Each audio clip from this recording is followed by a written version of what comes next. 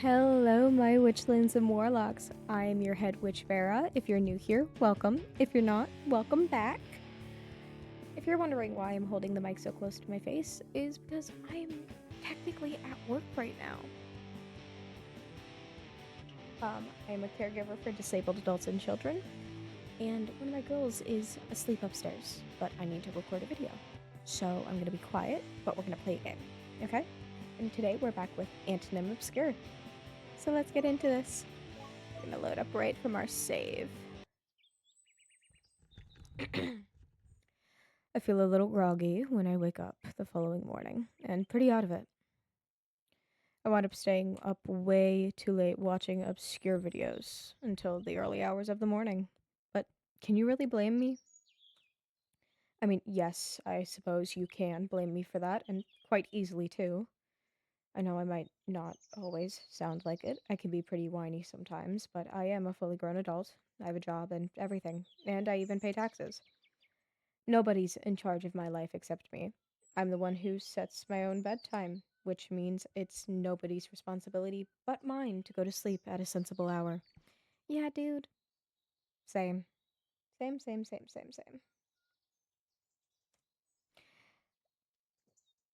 Okay. Okay. I really shouldn't have wasted so much time last night watching old obscure music videos and performances and, worst of all, interviews. But I couldn't stop myself. I must have been bitten by the obscure bug, or maybe you could say I fell down the obscure rabbit hole because I wound up watching a whole load of YouTube videos, one after the other until gone 4 in the morning. It's a good thing today, Sunday, so I don't have to go to work. I wake up late, just after 11, and I feel exhausted. I lie in bed for a while, curled up on my side, contemplating my poor life choices. Before, with a theatrical groan, I force myself to get up. I might as well have a shower. I usually shower before I go to bed, but I guess I forgot yesterday since I was so obscure-brained. No, it's just 'cause you're gay. I feel vaguely disgusted, and I stink of stale sheets. I'm decently hungry too, since I neglected to eat any dinner last night. I wonder if I have anything nice for breakfast. I think I should have some bread, at least. I don't know if I want toast today, but I don't know if I want toast today. That doesn't feel filling enough. I'm not exactly the best cook out there, but I'm not completely incompetent. I can probably stick some rice in the cooker and I should be able to make miso soup. And we're back with our boy Haruto. Ugh, we love him. We love Haruto in this household. You very obvious gay man who just doesn't know it. Well, who does know it, but didn't know he was in love with his best friend back in the day. I get ready to face the day, not that I have plans, and an hour later I start to eat a very late breakfast. While I eat, I wind up on my phone, and like last night, I wind up searching for Obscure. Sorry guys, I had to yawn. Now I'm slightly more awake. My thoughts turn to that billboard I saw yesterday, the one advertising the upcoming Obscure concert in Yaoijam on Christmas Eve. Sorry if I'm like butchering the words, guys. I wonder if I can find any more info on it. Let's see, how expensive are these tickets anyway? I commence a quick Google search, plunging myself even deeper in the rabbit hole, and then... Damn. These tickets are pretty freaking expensive, though. Of course, I knew they would be. We are talking about Obscure here, and I did leave it pretty late to start looking into buying tickets. The concert is in a fortnight, which is cutting it real close. When it comes to more well-established bands, it's best to try and snag tickets as soon as possible. There aren't any tickets left for this show, and on any reputable sites, I can only find scalpers reselling tickets, bought in bulk, for 3, sometimes 4 or 5 times what they actually are worth. The prices of these tickets fluctuate pretty wildly, starting from around 50,000 yen to an absolutely eye-watering 250 yen. 250,000 yen. And no, I'm not joking. Let's see how much that is in American dollars. $1,573. I think I did the other one wrong. 50123. Yeah, no, that's right. That's insane. That's actually insane. What the hell, man? I knew Obscure was popular, but I didn't know they were this popular. Sapporo's Kyoban isn't even a huge venue, for fuck's sake. I've been there once before, and I think it can seat maybe 2,000 people? I'm not sure. Maybe that's why these tickets are so scarce and expensive alongside it. I guess there aren't all that many on the market. I think this video is going to be a short one today, guys, because I'm a little tired, but yeah. There's no way I can shell out for one of these tickets, not even a ticket on the cheaper end. I don't think I have 50,000 yen knocking around in my bank account right now. Though, I probably shouldn't dwell on that. It'll make me feel depressed. It's a shame, but I guess I'll have to give up on the ideal fantasy of seeing Obscure. What would be the point in going to their concert anyway? I haven't seen Akira in years, and I doubt he'll be able to spy me from all the way up on stage. Life isn't a romance manga, or a boy's love drama CD for that matter. Their chance encounters years later between two estranged high school sweethearts. Don't just happen. The world doesn't work like that. That's what I tell myself, at least. But as luck would have it, I still managed to snag my grubby mitts on a ticket for Obscure's upcoming gig. I wind up visiting my parents this weekend before Obscure's concert, which means, as a matter of course, I see my little sister, Kohane.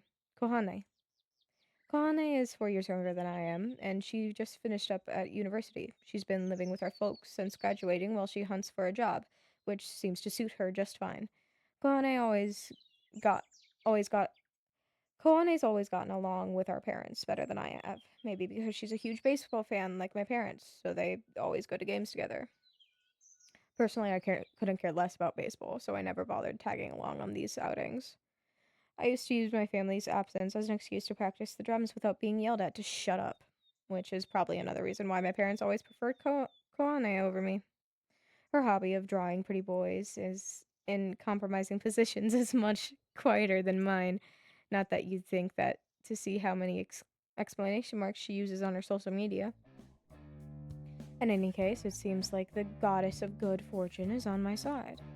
The conversation over lunch turns into Obscure. Kone is a big fan though her favorite is Caleb, and Kone lets slip that she was able to snag a ticket for their Sapporo concert a couple months earlier.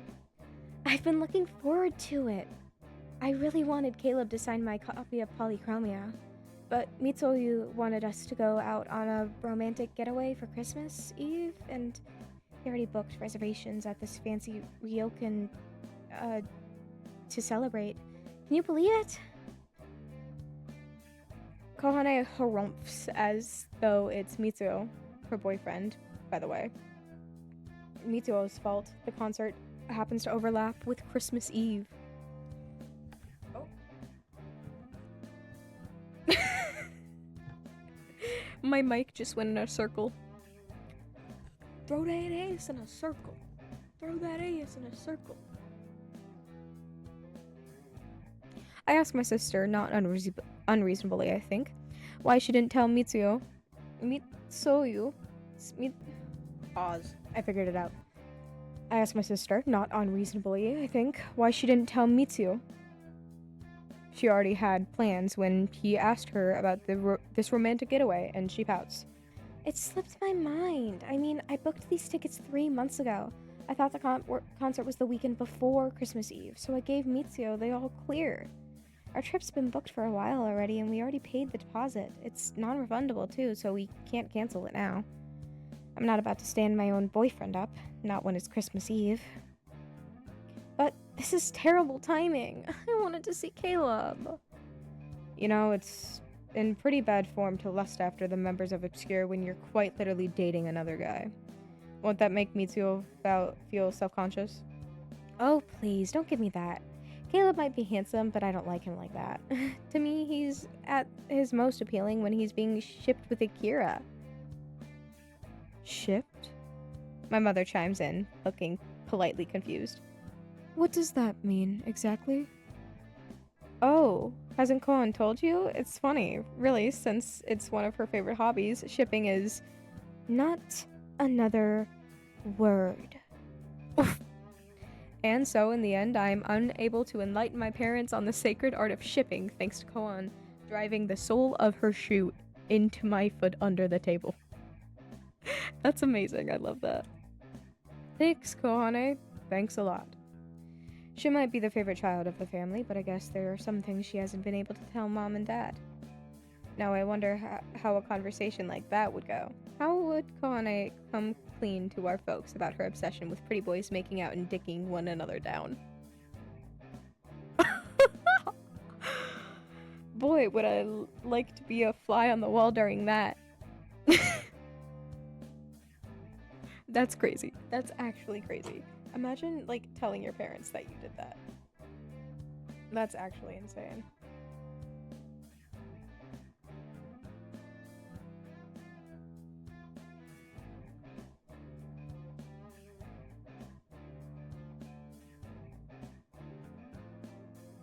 Sorry guys, I wanted to respond to a text from a friend I haven't talked to in a while. In any case, I'd mentioned I'd been looking into tickets for Obscure Sapporo show myself.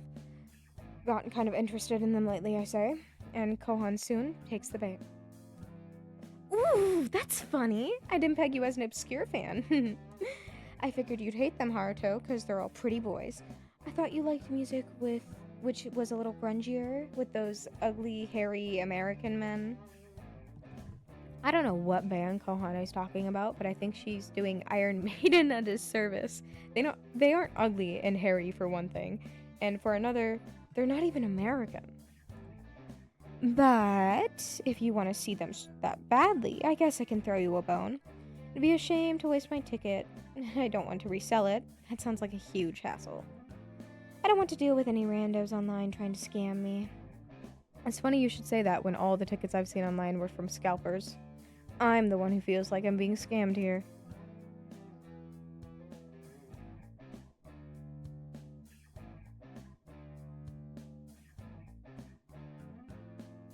Oh, I know. It's awful, isn't it, seeing people overcharge for tickets like that?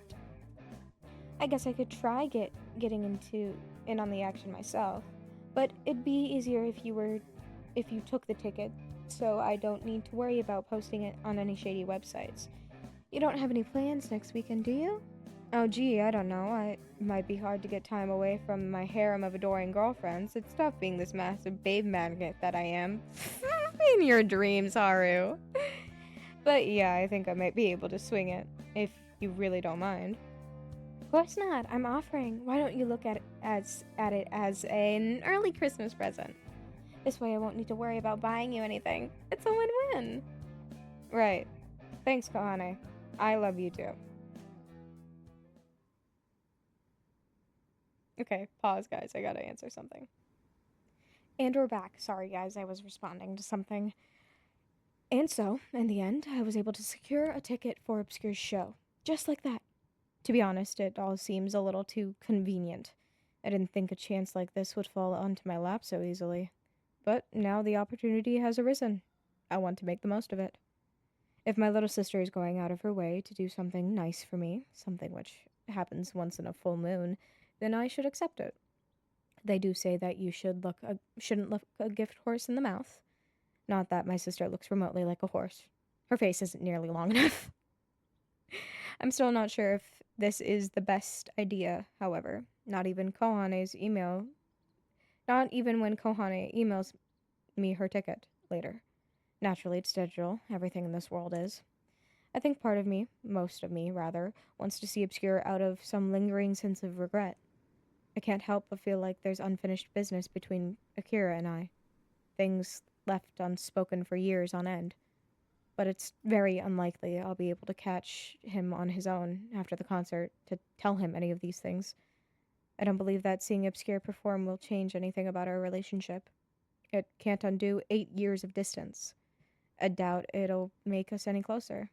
In fact, it might make Akira feel even further away from me, standing up on stage with his glorious bandmates while girls like Kohane scream at him from the crowd.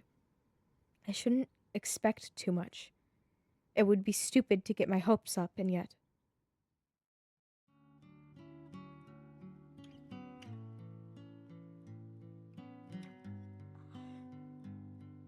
You can't do this to me.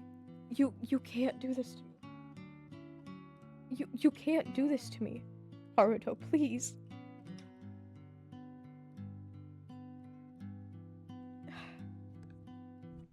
I can't help but recall the afternoon on the school roof. Just Akira and I, and the setting sun slowly sinking in an orange sky which looked like fruit punch. I remember the strains of that song he played me, the original song which stirred my heart like nothing else. Back then, Akira always turned to me for advice. Out of all the memories of the unappreciated egoist, I was the one that he turned to. Out of all the members of the unappreciated egoist, I was the one he turned to. I was the one he put his faith in over and over again. I was the one he considered a friend, and I'm the one who betrayed him. He never was able to tell me what he wanted to say after the school culture festival. I never gave him a chance. I avoided him pretty steadfastly over that show and our relationship. If we ever really had a relationship, fell apart just like a sandcastle. He never told me what he wanted to say. And I think it's past time I gave him a chance. Haruto! Haruto! Oh, buddy. Who do I sympathize with? I don't even know what happened yet. The next week goes by in a blink of an eye, the days elapsing at such a rapid clip, they all start to blur into one another. Though we're in the run up to Christmas, my day to day routine doesn't change in any noticeable way. I still have to go into the office. This isn't Europe where people get days of paid time off during the winter holidays, and I'm still expected to work 9 to 5. I have to endure Sasayama's crass, coarse humor, which never found all that funny, and I have to take a bunch of phone calls without sounding like I want to off myself. It's a huge pain, so much so it almost takes my mind off my bubbling anxieties about Obscure's upcoming concert. I'm able to distract myself well enough at work since I have so much time. So much, well, work to do. My schedule hasn't slowed down at all. Now we're in Q4, if anything. It's gotten even worse, but it's harder at home. I find myself listening to Obscure's whole disco, disco, disco, I can't say that word. Music history on repeat. From Grey Flowers for a Gloomy Girl up to Polychromia, wondering whether there are any secret meanings in their older tracks, wondering what Akira was trying to communicate. Did he want to communicate anything at all? I never used to put much stock in Obscure's lyrics. They tended to blend together for me. But now, in the lead up to their gig, their songs feel significant in a way they haven't before. There's something plaintive in a lot of their lyrics, something melancholic. Akira doesn't compose all of their songs. Toa sometimes pitches in, but he does write all of Obscure's lyrics. Surely he was trying to say something with Obscure's fastest music history. Eternal Autumn does make me wonder. It sounds too much like that nameless song Akira played for me on the school rooftop for it to be a coincidence. But that doesn't signify that all of his songs are about me.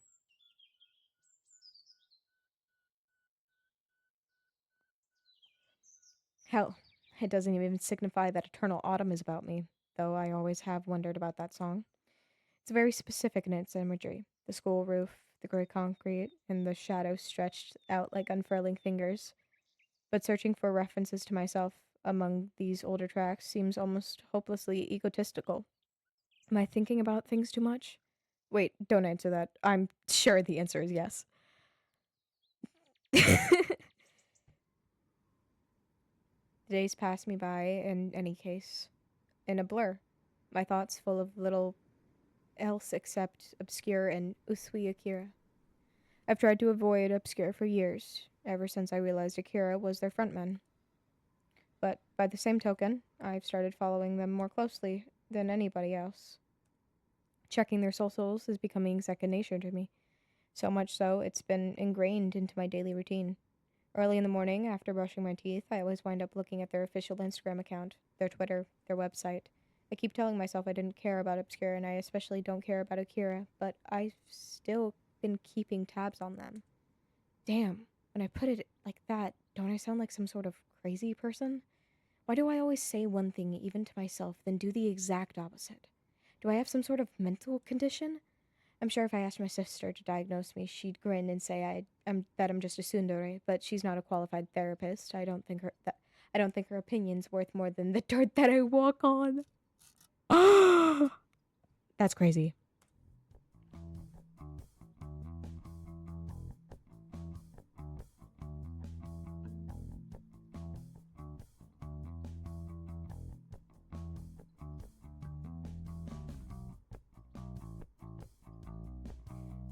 The day of the concert inevitably arrives, despite my concerns, and with it, I'm faced with a brand new worry, namely, what should I wear?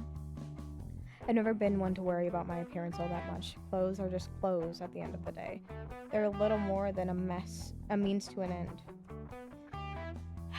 When you live in a place like Hokkaido, which gets so miserably cold during the winter, you can't afford to be too precarious about how you look, or at least I'm not. I saw a few women when I went Christmas shopping earlier in the month wearing some startlingly skimpy clothes. Shorts? In winter? With low-cut sweaters that showed off a lot of cleavage, but they're the expectation rather than the norm. Exception rather than the norm. And even then, at least these shorts wearing psychopaths had leggings on. I'd rather not expose much of my own skin, though, and if this was any other day, I'd be content to wear a hoodie and a pair of scuffed jeans and a coat, like I always do, but this isn't any other day.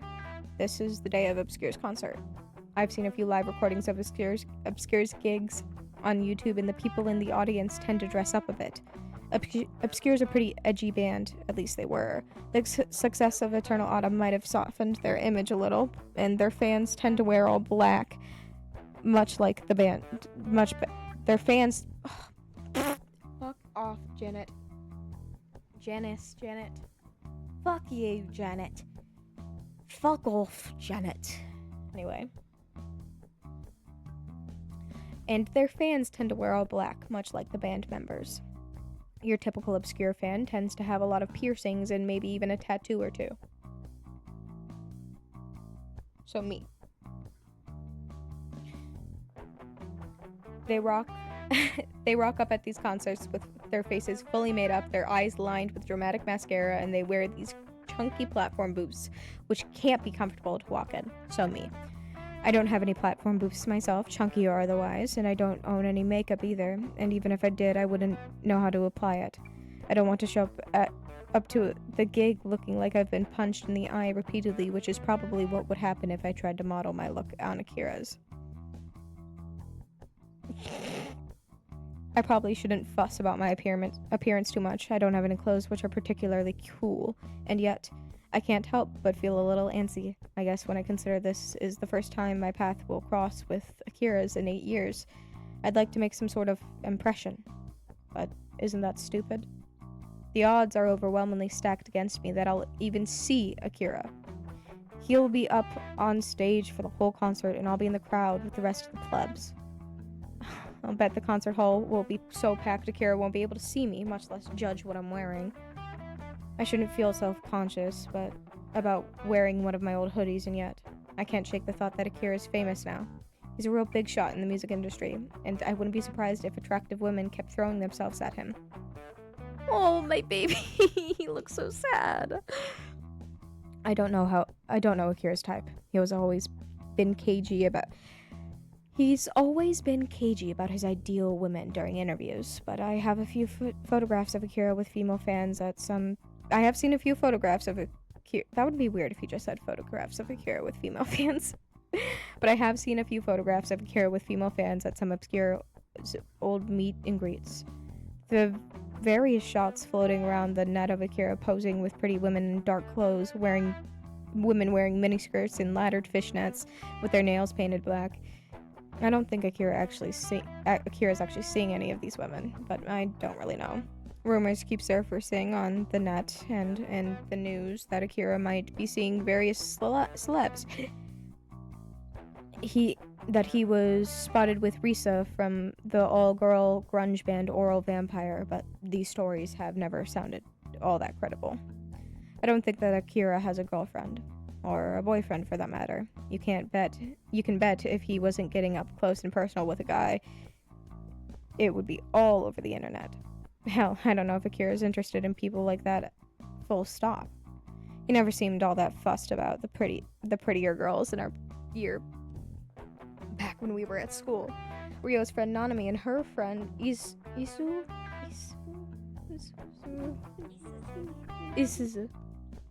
and her friend Isuzu and all of the other popular girls whose names and faces I can't remember anymore. Kai would sometimes bring up girls when we were supposed to be practicing despite having a girlfriend, but Akira never seemed all that interested. In fact, I think the topic of romance made him pretty awkward in general. He never seemed to want to play along. I wonder if he was gay, but surely word of that would have spread since he's become so incredibly famous. He might be asexual. I did always think he loved his guitar more than he loved any other person. Not that it matters, I guess. I do wonder for a split second if I'd have any luck catching Akira's attention if I dressed up like some of his more adoring fangirls, complete with fishnets and the miniskirt. But there's no way in hell I'd do something like that. I don't really have anything against guys wearing skirts. Ryo did it a couple times during Halloween parties, and he kind of rocked it. But I don't want to do it myself. My calves are too thick for it, since I used to go cycling to and from school when I was younger. And anyway, it's -2 freaking degrees outside. Wearing a skirt in weather like this would be suicide. I'm not stupid, and besides, I don't own any skirts. I'd have to ask Kohane for a loan, and I doubt any of her clothes would fit me. She's quite a bit shorter than I am and skinnier. In the end, I have to nix the skirt idea, not like I was seriously considering it, and I wind up wearing the most boring outfit imaginable, a hoodie and scuffed denim trousers. Oh well, it's better than nothing. I throw my old natty coat on top at the front door, then set off into the night. How much you want to bet there's probably fan art out there somewhere of him wearing a skirt? I need it. Now. It takes me about 10 minutes to walk to the train station, quicker than usual, though that's probably because I'm going at an uncommonly fast clip. I can't quite quell my excitement. Fuck off, Janet! I can't quite quell my excitement rising to the surface no matter how I try to suppress it. This is it. I'm going to see Obscure. I'm going to watch them live for the first time in my life. And I'm going to see Akira again. We're finally going to be reunited. In spirit, at least. There really is no guarantee I'll actually be able to talk to him. I know I shouldn't get my hopes up, but my thoughts still wind up worrying on ahead of me. I catch the train which is going into Sapporo, then take a seat. It starts to snow while I'm sitting there. White, ephemeral flakes drifting through the sky. It's only 17:30, but the sky outside is already pitch black. There's something ominous about the view from the train window. Something almost oppressive. I disembark at Sapporo Station, by which point the snow is really coming down. I don't really want to wander in the streets in this weather, not when my destination is a good 20 minutes away, so I wind up taking a bus, which drops me off just outside the venue. I have to wait 15 minutes for the bus to come by, and it takes another 15 minutes for me to actually arrive since there's a bunch of traffic. By this point, it's about 18:10, and I'm cutting it kind of close since the concert itself starts at 1:30. I'm worried when I reach the Kyoiku Bunka Kaiken that I'll be too late. That the doors will have closed already. But to my relief, there's still a few people loitering around, waiting in line to be let in. I imagine most Obscure fans will have gotten here a good hour or maybe even 2 or 3 hours in advance to buy merchandise and talk to one another.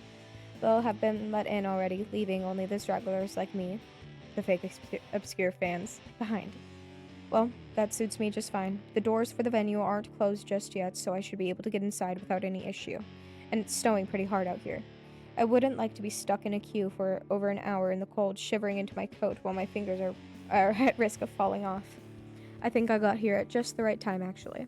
I head over to the doors where a couple of security guards are standing, meaning to flash my ticket on my phone. Thank you, Kohane. But before I step inside, I decide I might as well take a photo of this place. It'll be nice to look back on, if anything else. Maybe Kohane would like to see some photos later. It was nice of her to give me the ticket, so I should take a few commemorative snapshots. Though whether she'll actually want to see them or not is another matter. I don't want Kohane thinking I'm doing this to get at her. I actually want to thank her for doing me a solid. But, well, I'm a pretty petty person, so maybe part of me wants to boast too.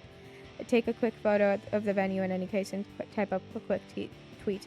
Here to see Obscure. Let's hope they live up to the hype. Then I upload my photograph to the internet, where it will remain until the inevitable heat death of the universe. With my bragging completed for the time being, at least, I pull up my ticket, which one of the guards examines. He scans it, then gives me a curt nod and ushers me inside. I've been to the Kyoban before, even if this was a few years ago, and I mostly remember what the interior looks like. It's the same as always. A foyer with a cloakroom and a bar, and a hallway which leads into the main concert hall. I shrug out of my winter coat, leaving it in the cloakroom with a whole load of other coats and bags, then step inside the hall. The last time I went to Kyoban was to watch a play with my parents, and the vibe then was very different to the current one. Back then the venue was brightly lit, and most of the attendants were people my parents' age, well-dressed middle-aged men in suits and women with their hair pulled up on their heads, wearing fancy earrings. The clientele at this particular event, however, is markedly different from the audience at the production of the Mikado Yields. Sorry. The vast majority of the people present in the concert hall are about my age, young men and women, though it seems to be mostly women wearing black with striking eye makeup and a lot of piercings. The Kyoban's interior is a little like a theater, with a lot of plush red chairs installed, but there aren't many people sitting down. Most people are on their feet, nursing drinks, staring at the stage for the show to start. The band's not appeared on stage yet, but their equipment is all set up already. The drum kit, the mic stand, and a bunch of amps. There's this smooth, flat-screen TV at the back of the stage, several of them actually, which must have been wired up so people in the back of the venue can get a better view of this band when they're performing, though the screens aren't turned on yet. It's another 5 minutes or so until Obscure are slated to get onto the stage, and the excitement in the air is palpable. I can hear people whispering as I slide into my designated seat, row K, seat 12. There are 2 women next to me, fiercely debating who the best member of Obscure is, Akira or Caleb. A few people are listening to Obscure's songs on their phones. I wonder why they're bothering when we'll be seeing the real deal soon enough, but maybe they want to refresh themselves on some of the songs. In any case, I'm one of the few people here on my own. I don't have anybody I can chat to about who's the hottest member of Obscure. Not that I would do that, even if I could. and I don't feel like looking them up on my phone right now. That would be a little too much obscure for me, even for me.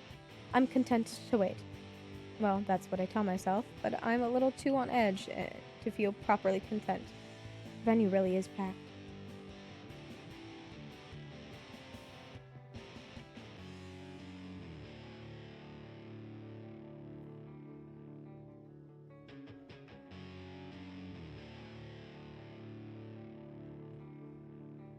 Sorry, guys.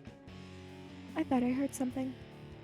It's not the biggest venue a band has ever played, I'm sure. 2,000 seats is nothing compared to the Budokan, which can fit almost 15,000 people, but it's not nothing.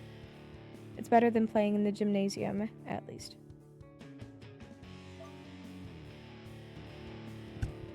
Sorry, guys. I had to go do something. Anyway, Akira sure has gone up in the world. Man, this sure does take me back. When I was in school, I used to dream about performing in places like this. I had fantasies of going on tour with the unappreciated egoists and standing on stages just like this one, brightly lit with a crowd of adoring fans cheering for me. I don't even know if I ever believed these fantasies of mine would come true. I've always been a realist, or as Kohane says, a pessimist. But it was nice to imagine. It was a daydream I'd escape in the middle of math class. I'd escape to in the middle of maths class when I found the lessons especially unbearable, or when I was on the train on the way back from school, my bag resting on my lap. It was a soothing fantasy world I'd take refuge in, one where I could be the star of my very own show. I don't know if it was something I wanted to, fiercely. If it was, I wouldn't have given up on being a musician like I did, but part of me still wanted it. It did hurt when I gave up on these dreams, when I scrapped my old drum kit. But maybe it didn't hurt as much as it could have. Maybe it didn't hurt as much as it should have. Maybe I didn't care enough after all. In fact, I'm sure I didn't care enough, because if I had, I wouldn't have let this opportunity, no matter how small, slip through my fingers. I wouldn't have given up on everything. If I'd kept trying, perhaps I would be the one ready to go on stage rather than the one standing in the audience. If only I'd done this. If only I'd done that. If only. Ooh, it's time! Is it starting? Look, the lights are going off. Are they gonna come out? Where's Caleb? What about Rosario? But I'm soon drawn out of my self-pitying musings by the murmurings of the crowd. The murmurs begin initially as breathy whispers, soft and plaintive, but they soon erupt into full-blown screaming, stomping, feet, and excited cheers. Kia! It looks like the members of Obscure have finally made an appearance. 4 men appear on the darkened stage, the dashing blonde Caleb, the roguish Rosario, the unremarkable Toa, who nobody seems to cheer for. Akira! I love you! Look over here! You're the best! And Akira.